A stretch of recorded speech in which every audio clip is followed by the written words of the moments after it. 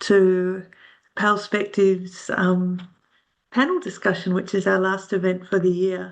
And I'm delighted to be able to welcome you this afternoon and to be able to host this on behalf of the Palliative Nexus Research Group. My name is Jenny Phillip and I'm a palliative care doctor and researcher at the University of Melbourne and St Vincent's, Peter Mac and Royal Melbourne. And I'm delighted to welcome you all today.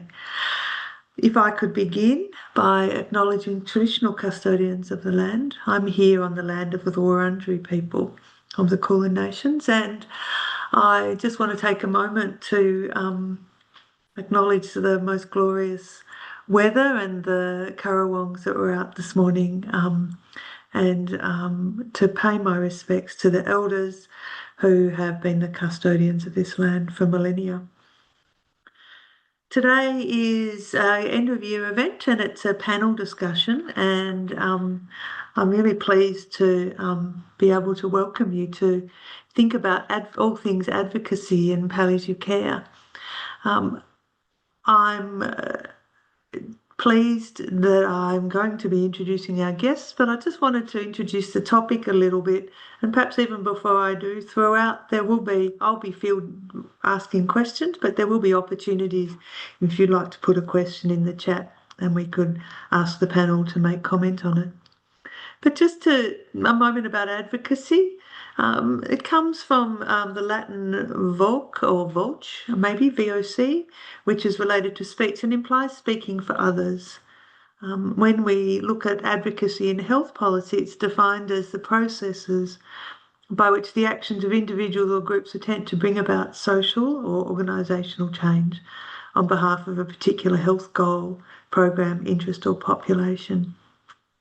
So why are we talking about advocacy in palliative care? Where there's so many spheres where change is necessary to ensure that people who are facing advanced illness are accessing the best possible care and living this phase of life as fully as possible.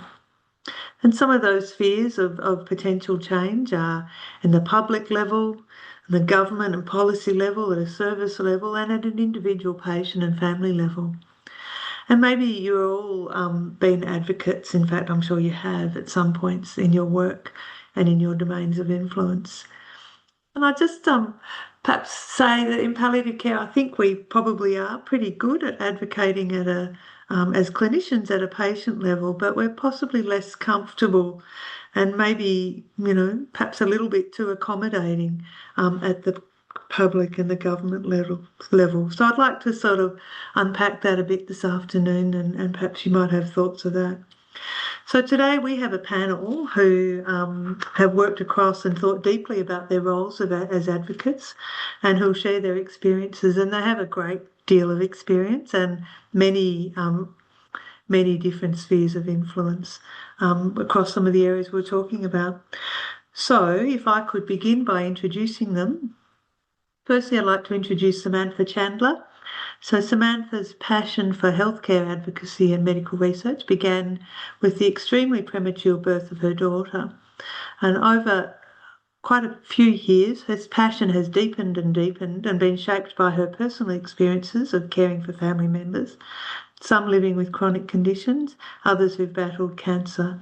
Her commitment to advancing palliative care is particularly strong, having served as a primary carer for her stepdaughter, who died after living with brain cancer for almost 12 years.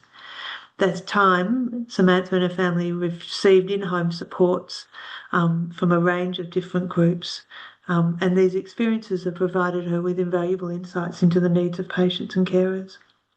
Before her involvement in healthcare advocacy, she worked in banking and finance, in institutional and corporate banking. So welcome, Samantha. Secondly, I'd like to introduce Grant MacArthur, Professor Grant MacArthur, who's a medical oncologist and the Chief Executive Officer of the VCCC Alliance and the inaugural Lorenzo Galli Chair of Melanoma and Skin Cancer, the University of Melbourne. He's the head of a medical oncology lab and a senior medical oncologist at Peter Mac Cancer Centre. He's a researcher and has published extensively and has been investigator or co-chair of numerous national and international clinical trials in targeted therapies and immunotherapies. He's got many, many awards acknowledging his contribution, including, perhaps to name a few, the inaugural Translational Research Award from the Foundation Nilia e Amado Baletta, perhaps. Sir Edward Dunlop Clinical Cancer Research Fellowship, the Tom Reeve Award for COSA, and in 2023 he was appointed Officer of the Order of Australia for Distinguished Service to Cancer Research and Leadership. Welcome, Grant. And I'd thirdly like to welcome Professor Mira Agar, who's a palliative care physician in southwest Sydney and director of the Centre for Improving Palliative Aged and Chronic Care through Research and Translation, IMPACT, at the University of Technology. She's an NHMRC Leadership Fellow. She has led multiple clinical trials in palliative care and supportive care, with a particular focus on delirium research in palliative care. She heads the National Cooperative Trials Group, CST, exploring therapies for cancer symptoms, and she was chair of Palliative Care Australia for a number of years, spearheading multiple national and international multiple national initiatives, including the National Palliative Care Roadmap and the National Paediatric Palliative Care Action Plan.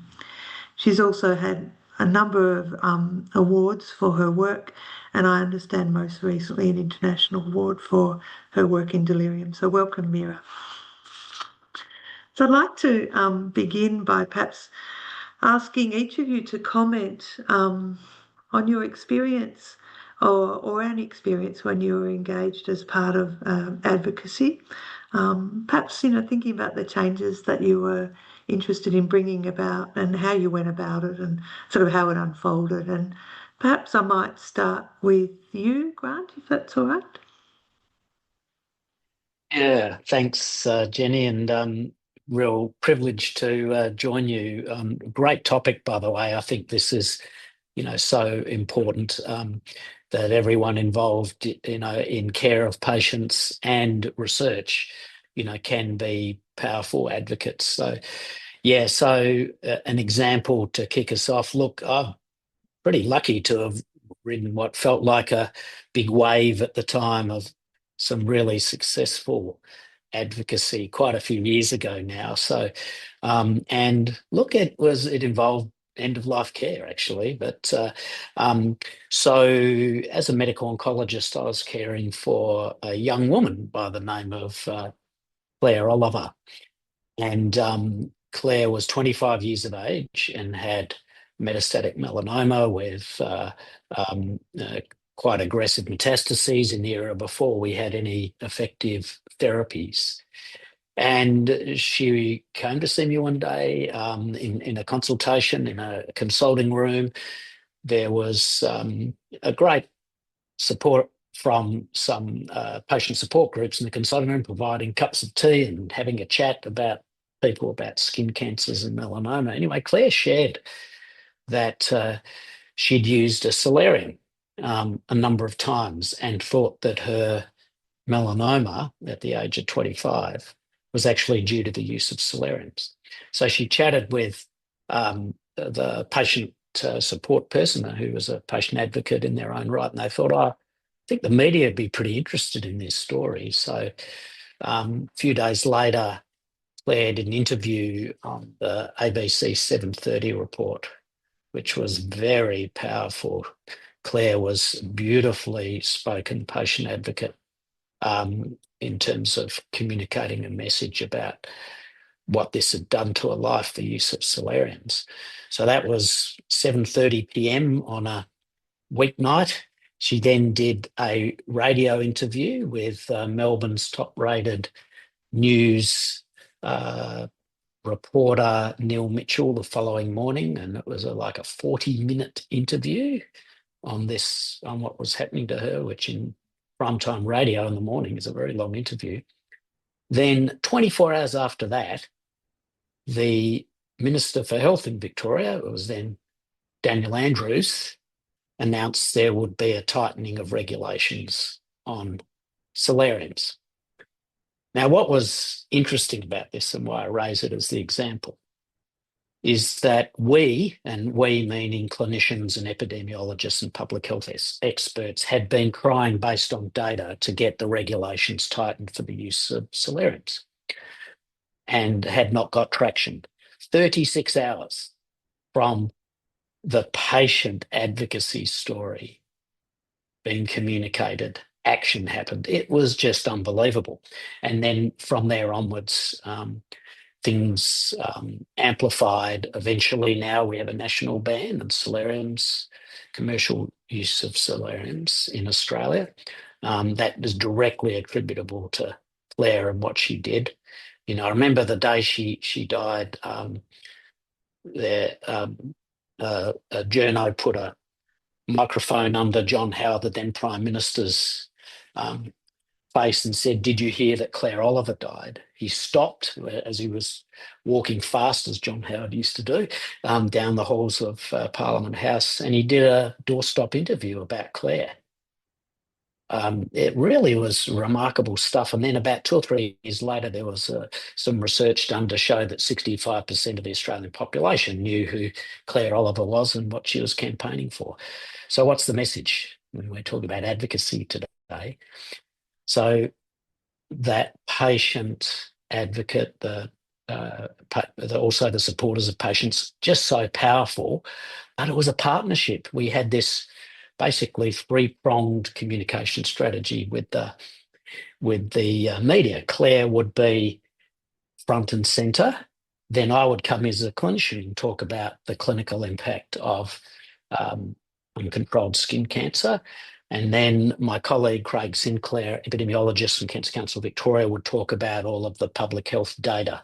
So you had this sort of great recognition from experts of the problem, but action, and that's what we want from advocacy, came from the patient story. And you know, I visited Claire several times while she was receiving, you know, hospice care, because she wanted to keep her story going. She actually had 60 Minutes do an interview at her hospice near the end of life. It was incredibly powerful stuff. And I feel actually, Jenny, I feel quite emotional just talking about it now, but so powerful. So that's my learning. And then from that day onwards, what have I done since? So every opportunity where one's trying to bring about change, um, to advocate, to support others, make sure we have that voice of lived experience. You know, it's just so powerful. Thank you, Grant. That's a really powerful story, and I might sort of look back to you to sort of understand a few more components of that in a moment. But Mira, can I go to you? Would you be do you have an experience that you'd like to share about advocacy and how it went, how it unfolded? Yeah, so I think my example was during the COVID-19 pandemic. I think, you know, I was the chair of Palliative Care Australia at the time, had been the chair only for a short period of time, and you know, I think was very new to actually how advocacy, and still trying to find my voice in that. But I think, you know, as a clinician, and when you're in those roles, you're very connected to a whole range of clinicians. You're hearing the policy changes and things in sort of real time, and really getting bombarded with multiple sources of information. And you know, as we all know, we were hearing real patient stories and family stories around, you know, the incredible impact the public health measures were having for people with palliative care needs in the community, in our inpatient units, and in aged care. And so I think what we realised is that there were so many different voices trying to advocate for change in policy and a public health scenario, which was rapidly evolving.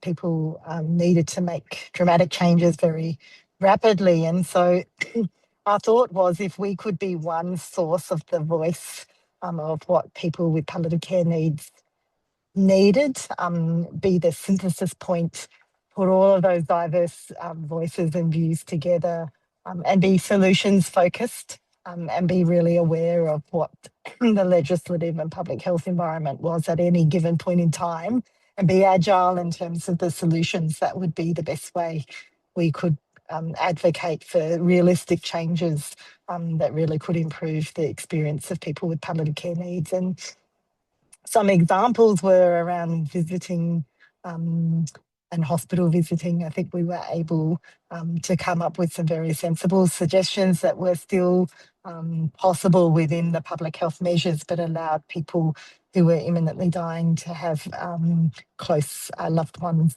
with them.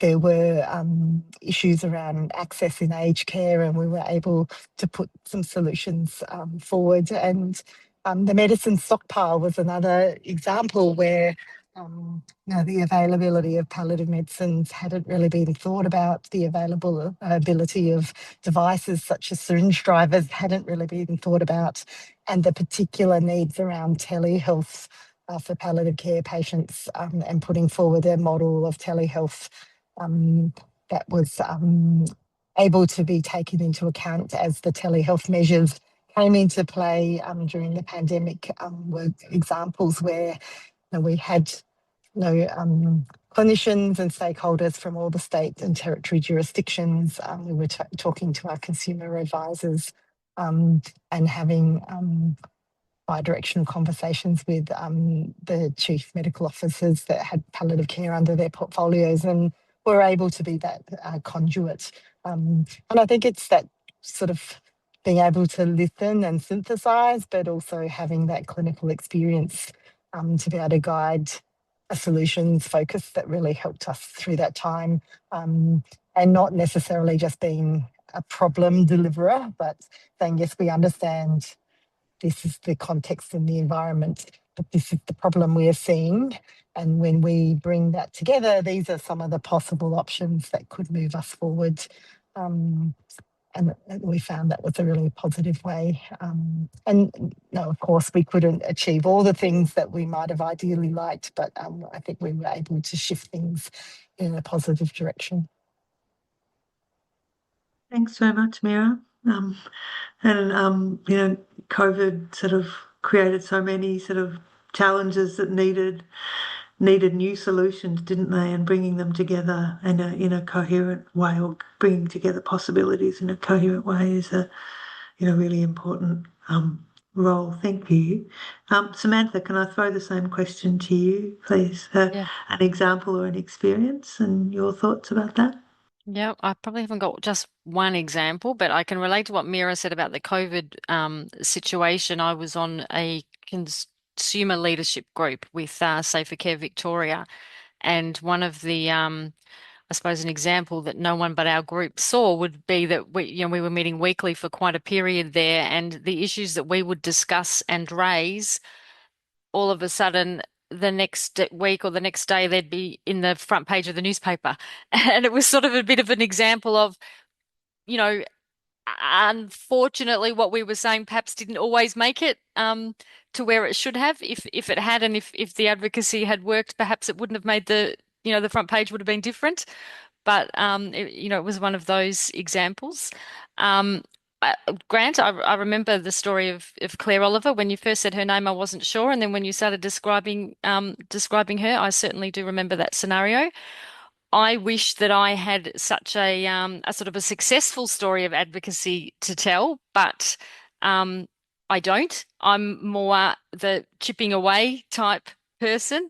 I think in reality, unfortunately, most advocacy doesn't end with such a sort of a success like that. Like many consumers who end up as healthcare advocates, my motivation was always to give back to the system by sharing my experience to make it easier for those that follow. I see my role as a real privilege because, as a family, I've chosen to take this role and to speak out to try and improve the situation for others. I'm aware that, I'm lucky I don't have any disabilities myself. I've got pretty good literacy skills, relative financial security, yet providing palliative care for my stepdaughter in my own home was really hard. It was the most difficult thing I have ever done in my life. But what I always think is, does it really have to be this hard? If it was this hard for us, I can only imagine how difficult it would be for people who might live in a more isolated community and don't have their pharmacy only 5 minutes away, or whose wider support network is not nearby.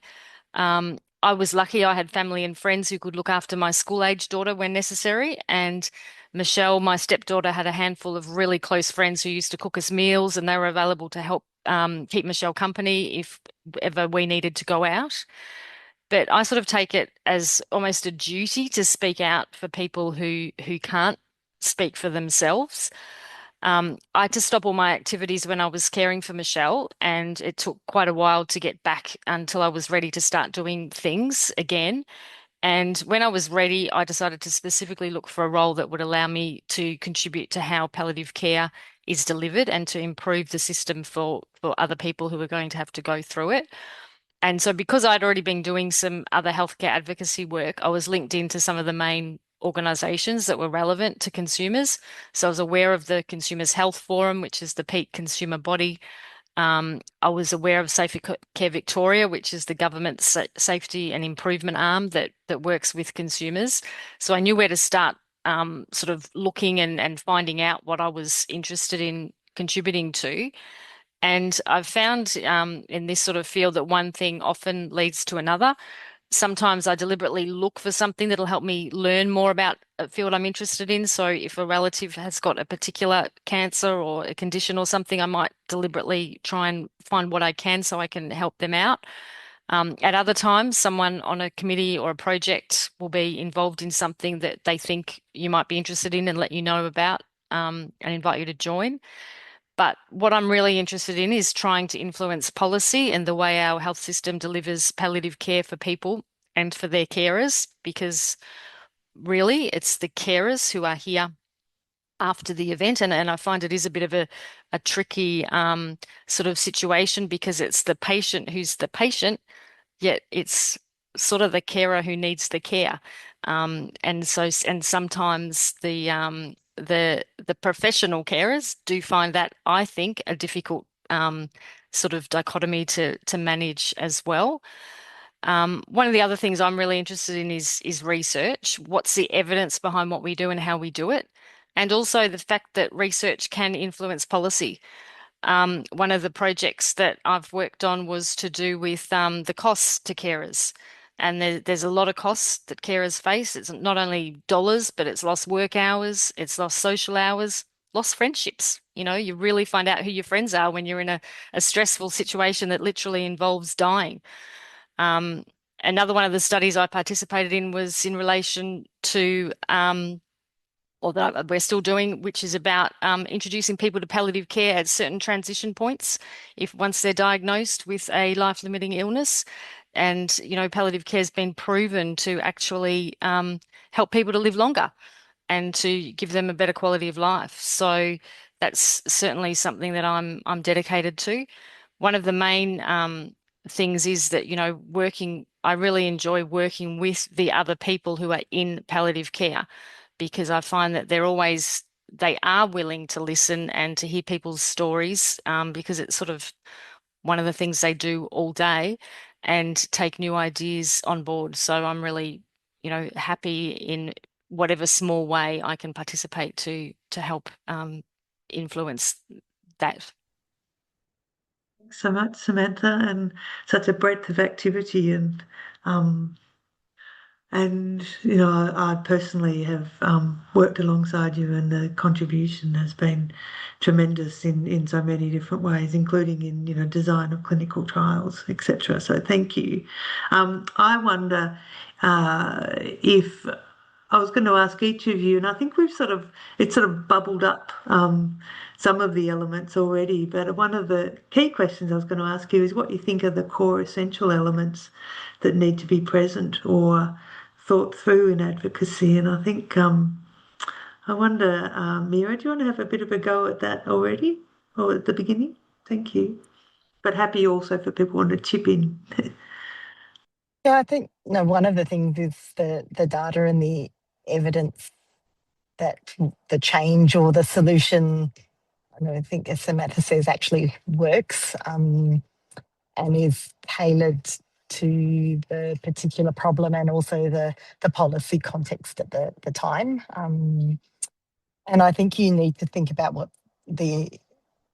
is the goal for the end user. And in our situation, that's often the person with palliative care needs and their support people. And I think you've got to really put yourself as much as you can in through that lens. And there's a variety of lenses in that situation, because not every person is exactly the same. And so you need to make sure that there's not people who are going to miss out, or that you've got a blind spot or a bias because of the way you perceive a particular problem. And so thinking about it from that person-centred approach is really critical. And then I think in many cases you need a coalition.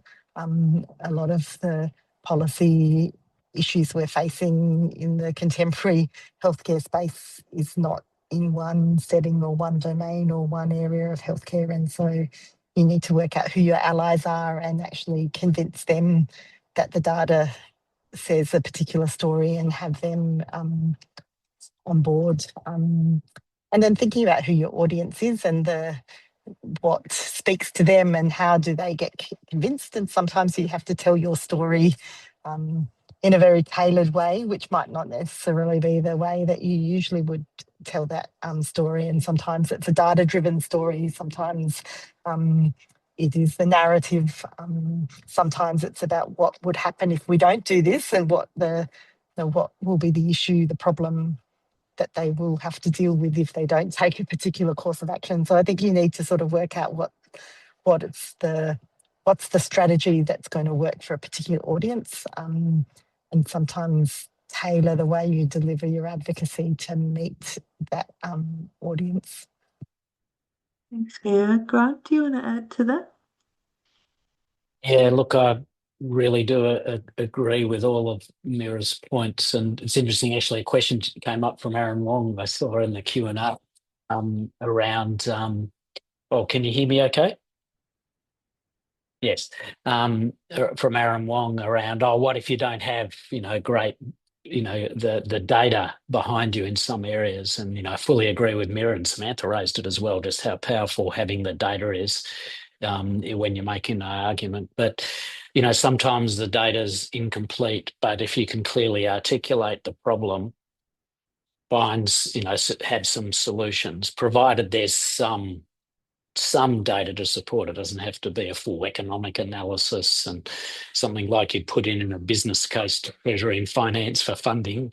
It could be much simpler, but just some data there really helps. The other point I would make, and I'll give an example of this, is sometimes you've got to recognise the politics and how to deal with it in advocacy where you're trying to bring about change. So there's a live example at the moment, and I'll give an example of something that hasn't worked and what the barriers are. So there's been a proposal for Australia to have a National Commission of Scientific Integrity that would investigate scientific misconduct independent of universities and medical research institutes, etc. And this has not succeeded. So Australia is one of the few countries in the world that doesn't have this. And so the barrier has actually been some universities. So you can advocate all you like to ministers and national scientific bodies, but actually some of the major players, a group of 8 universities, and they're important players. So you have to think about, okay, who are the important parties that might potentially be reluctant when you're trying to advocate for some change, and how can I convince them? And look, it's a lot of things we all share when you get to the fundamentals. In that scientific integrity example I just gave, of course we all want absolute integrity of scientific data, so that we make the right decisions in whatever domain the science is being applied. Everyone agrees with that. So that's what we agree. So how will we achieve that? And how can we make sure that it happens for everybody equally so that the public have confidence in the change. And at the end of the day, especially in healthcare, of course, it's about the community. So we share that, even with people that might not agree. But as patient advocates, as clinicians, policy makers, we all want the best for the community, and that's what we start with. What you agree on, and then work out how. Sounds like clinical communication, doesn't it? Start with what you agree on and then work out where you go from there. Samantha, anything to add to the list? I think you might have just frozen. I'll come back to you in a moment, Samantha. Perspective. Oh, there you are. Yep, please. Oh, sorry, am I back? I think from a consumer perspective, sometimes when consumers are appointed to a committee or a role or beginning their advocacy journey, they need to sometimes clarify who they're meant to represent. For instance, if they're part of a community group and they've been appointed as that role, then maybe they're sort of consulting with that community group, but often they might not be affiliated with anyone else. And so sometimes what I find is that it can be a common misconception that a consumer sitting on a committee or in some sort of group represents all consumers everywhere. And sometimes consumers themselves think this is the expectation. Sometimes the other people in the group think that or give the impression that that's what's happening. It can be very intimidating. It's an unrealistic expectation, and it's not what consumer advocacy is all about. Each consumer can really only represent their own views and share their own lived experience. Saying that, I think it's really important for consumers, particularly if they are a member of sort of a multidisciplinary team, to recognise and acknowledge that there are other patients and families who've got a different experience to theirs, and that they might have, different perspectives. So there's always, more than one. You're only there to share your lived experience, but there are always a multitude of others as well in parallel. One of the things that I find when I'm sort of doing my work is that sometimes one of my jobs is reminding the project team, and I think Grant sort of already covered and said, yeah, we're always talking about people, but sometimes I feel like I have to remind people that we are discussing people. And I usually look for opportunities to bring discussions back to patients and families and ensure that they really are, at the center of all the discussions and decisions made. Sometimes I feel like I also need to speak up to let everyone know that just because something seems like it's what everybody wants and it will be in their best interest, one size doesn't always fit all. So, for example, in the palliative care space, it's often, my understanding is that often, when asked, people usually express a preference to die at home or at least to be cared for at home for as long as possible and not in a hospital. But really, that's not going to suit everybody. You have to have willing and able carers, a suitable physical space, access to, medical care and medicine when you need it. And it's really, really hard work.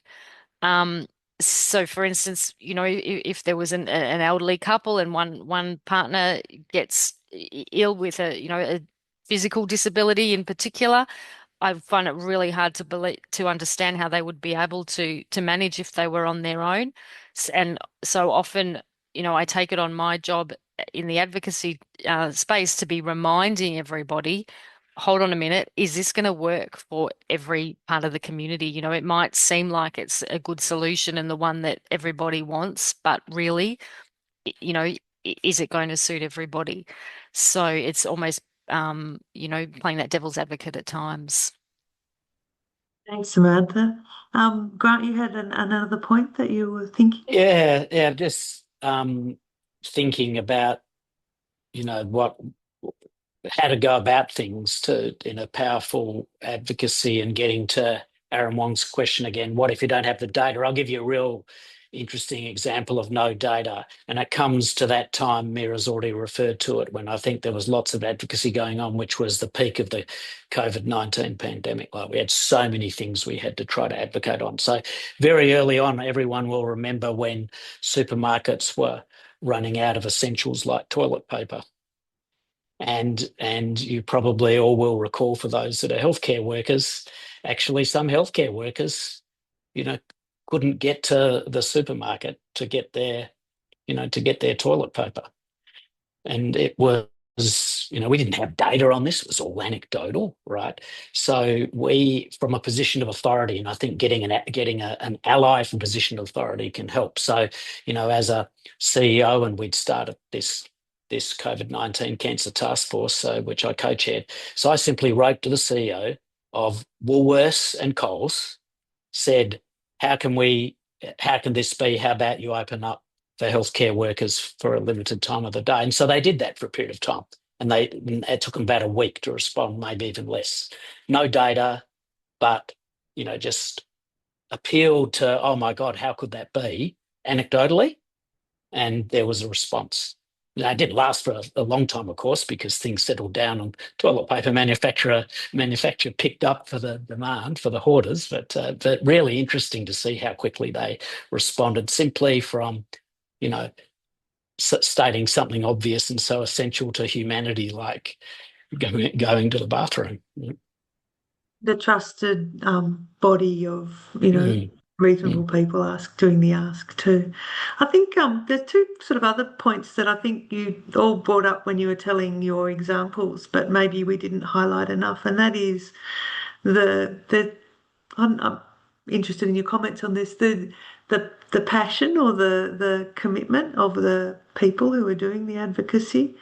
Grant, you highlighted the importance of the community or consumer voice.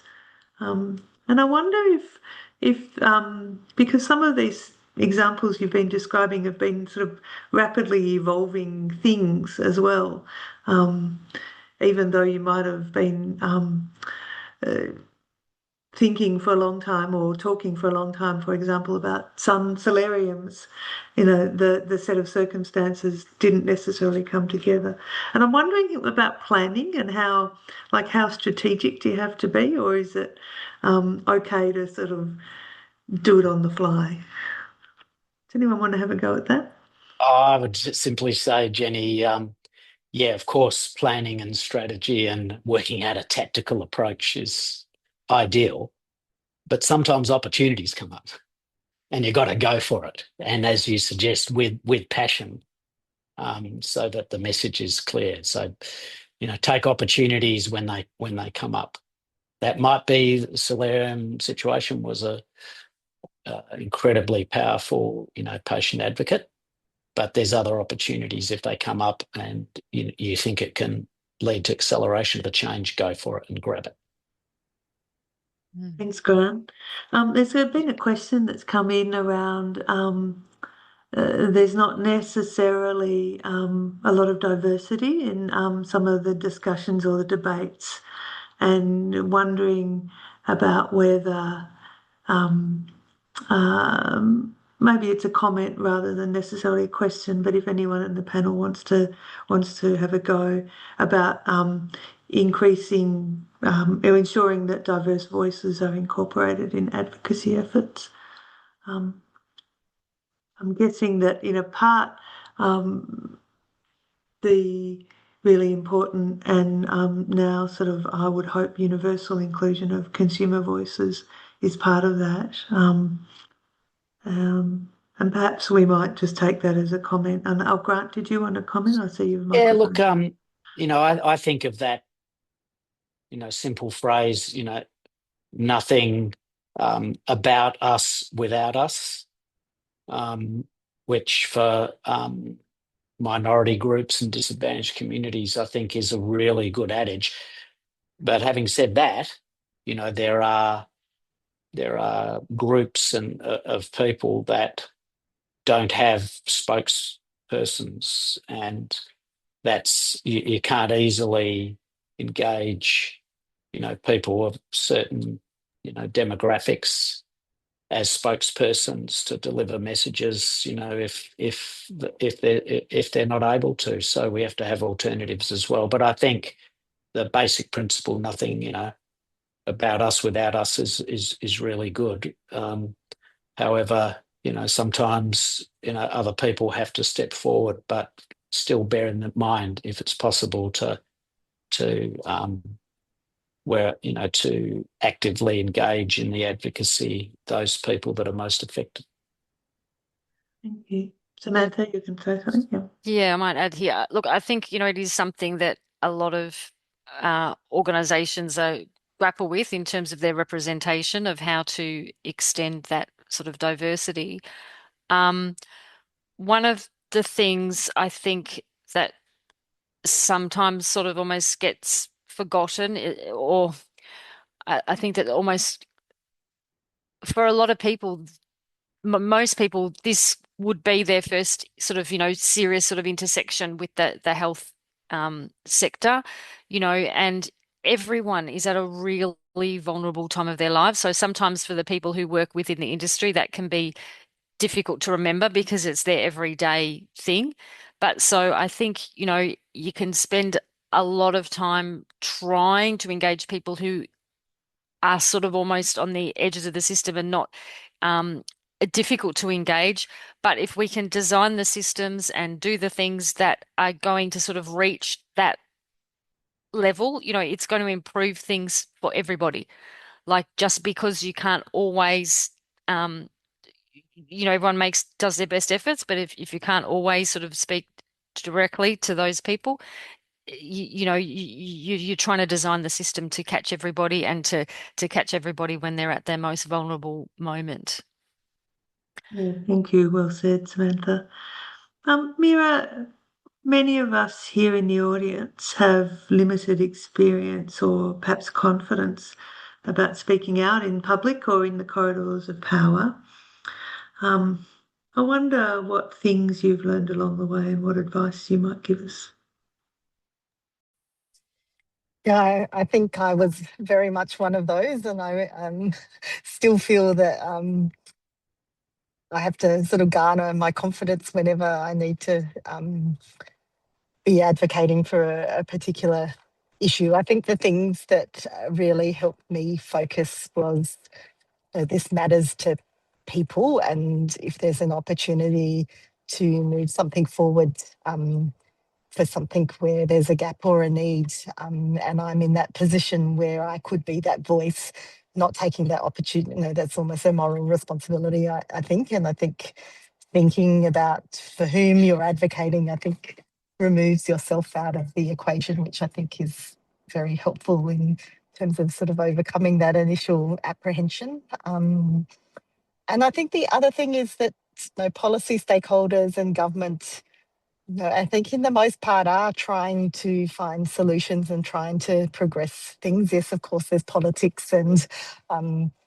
things that we feel are less than ideal in public spheres. But in the most part, I think if you go with a genuine issue, have the data and a particular solution or a group of solutions, then you can have very positive, fruitful discussions, and it may take some time. You may need to convince a number of stakeholders, but I think if you go in with that idea that people are genuinely trying to make things better in the long run, they might have a range of different perspectives about how to get there.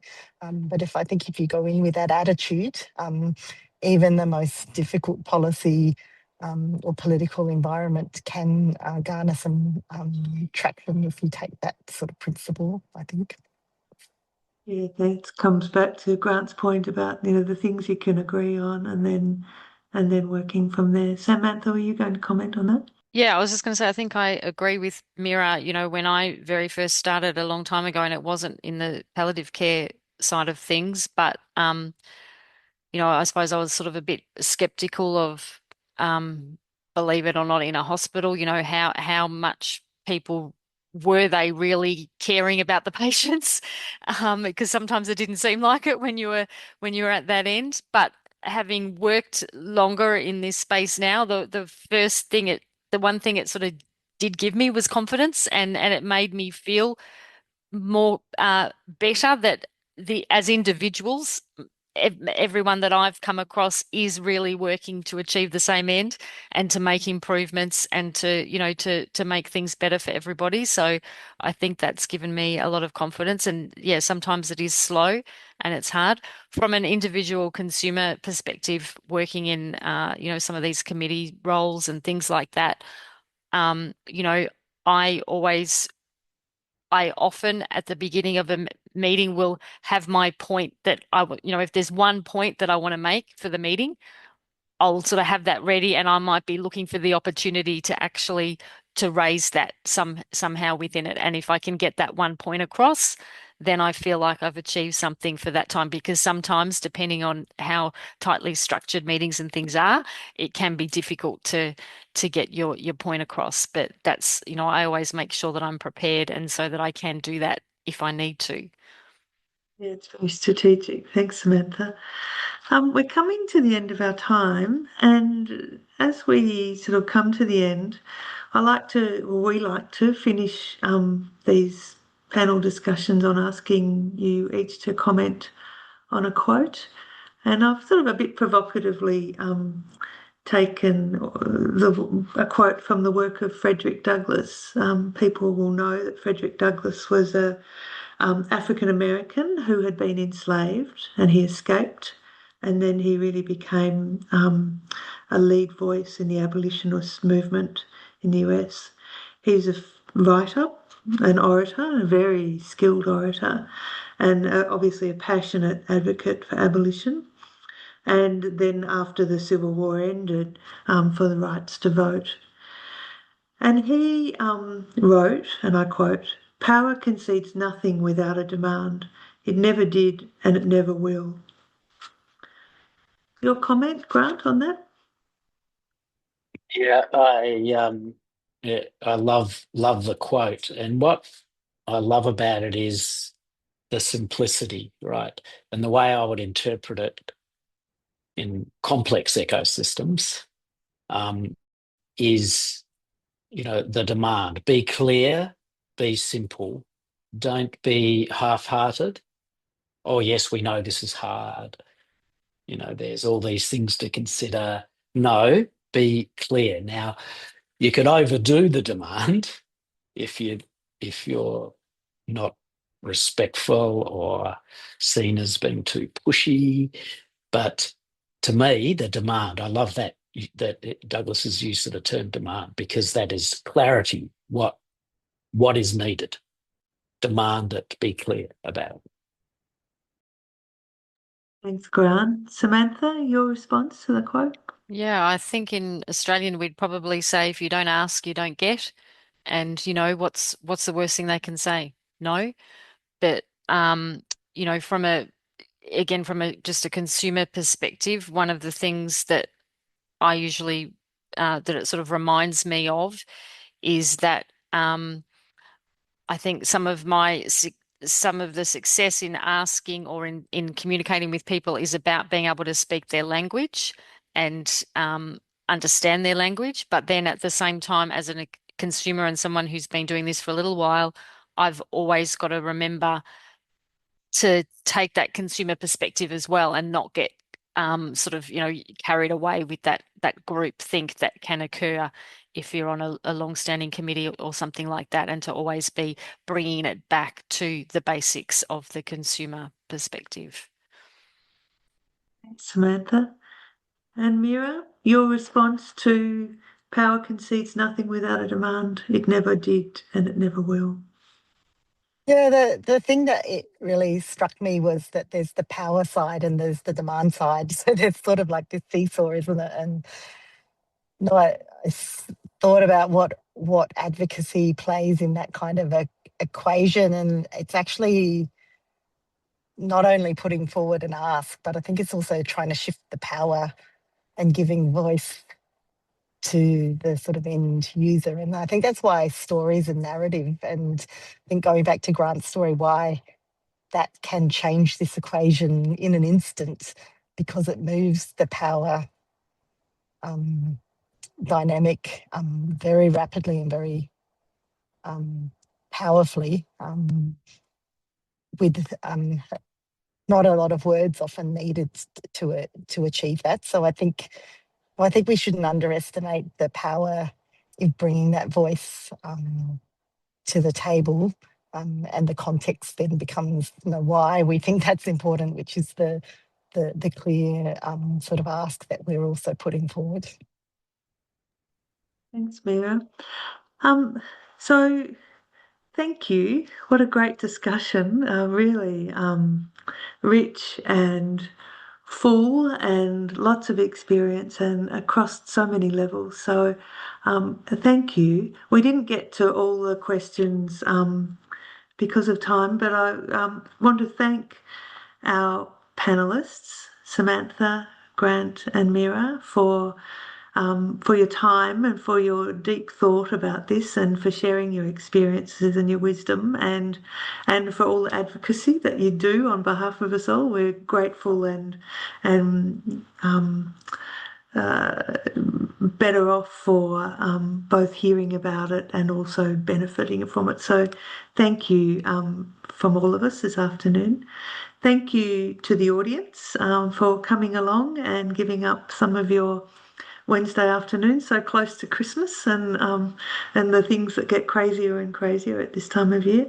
Thank you to Tanya and Kylie, who organise this and do all the advertising and make sure it all runs smoothly for us. So we're grateful to all your help behind the scenes, and it's just finishing up by wishing you all a terrific summer and festive season, and I look forward to more great discussions and new ideas in the new year. So thank you, everyone, and good evening.